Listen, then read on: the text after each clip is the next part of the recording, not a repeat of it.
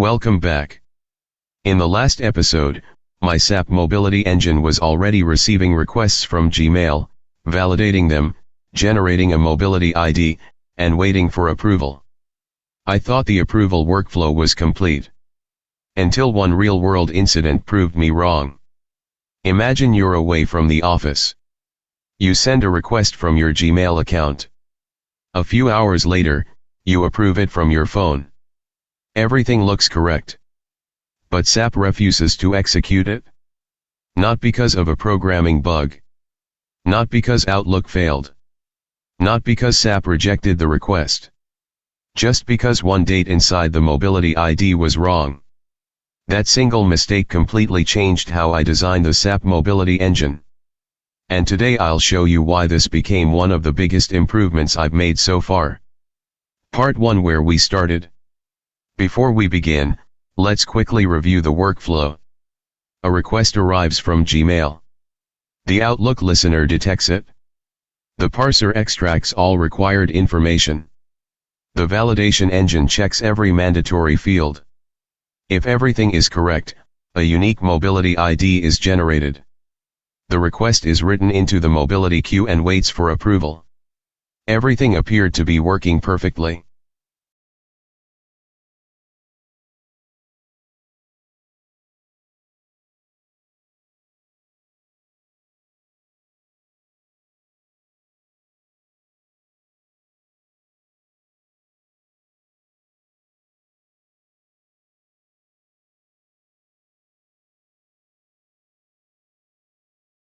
Part 2, the incident. Then something interesting happened. I approved one of my own requests. The approval engine immediately rejected it. At first I thought there was a programming error. So I opened the immediate window and started debugging. The logs showed. Looking for mobility ID. Mobility ID not found. The approval engine wasn't malfunctioning. It simply couldn't find the request I had asked it to approve.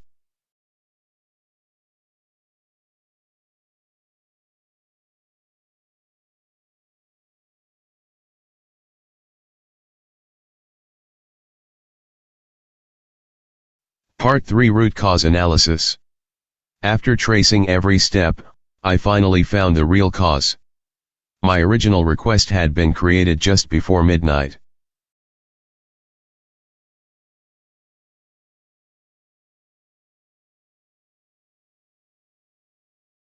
My approval was sent after midnight. The sequence number was still 0032. But the date inside the mobility ID had changed. I approved. Mob 202607330-0032. While the actual request waiting for approval was Mob 202607331-0032. The software did exactly what it was designed to do. It rejected an invalid mobility ID. The code wasn't wrong. I was.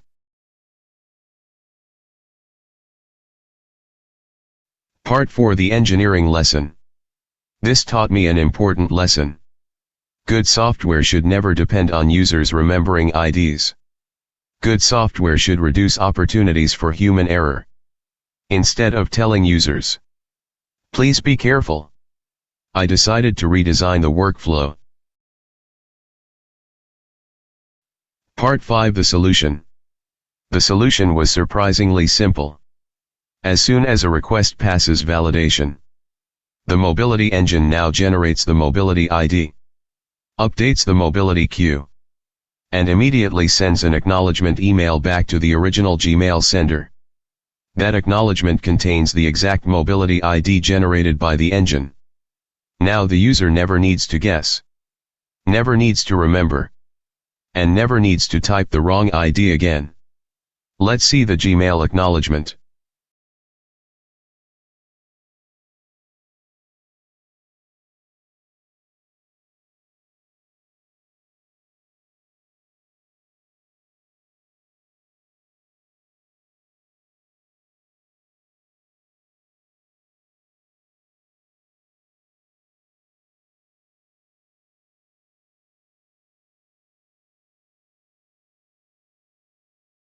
Part 6 Live Demonstration.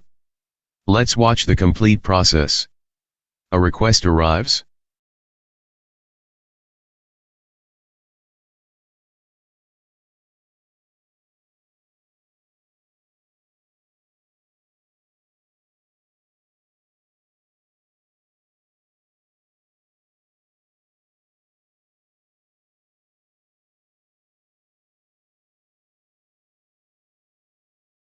Validation succeeds. A new mobility ID is generated. Outlook moves it into the approval folder. An acknowledgement is automatically sent back to Gmail. The request enters the mobility queue.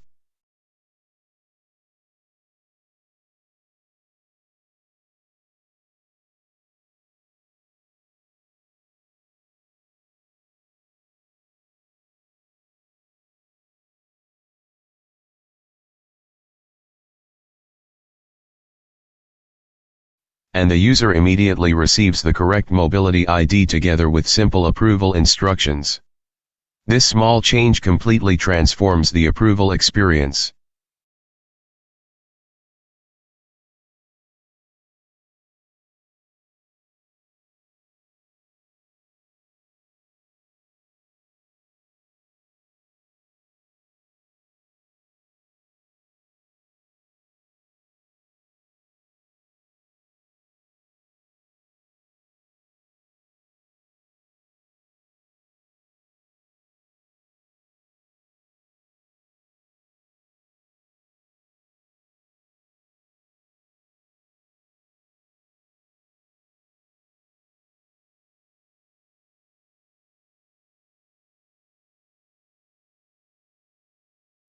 Conclusion.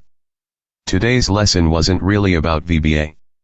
It wasn't even about SAP. It was about engineering. Great automation doesn't just automate successful scenarios. It anticipates human mistakes and redesigns the workflow so those mistakes become difficult or even impossible. That's exactly what the SAP Mobility Engine is becoming. Not just an automation tool, but a smarter communication platform between Gmail, Outlook, and SAP. Thank you for watching. If you enjoyed seeing how real engineering decisions are made, please like this video, subscribe to the channel, and join me in the next lesson as we continue building the SAP Mobility Engine one improvement at a time. Next episode. What if users never had to remember any mobility ID?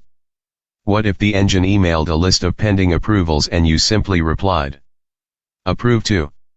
That's exactly what we'll start building next.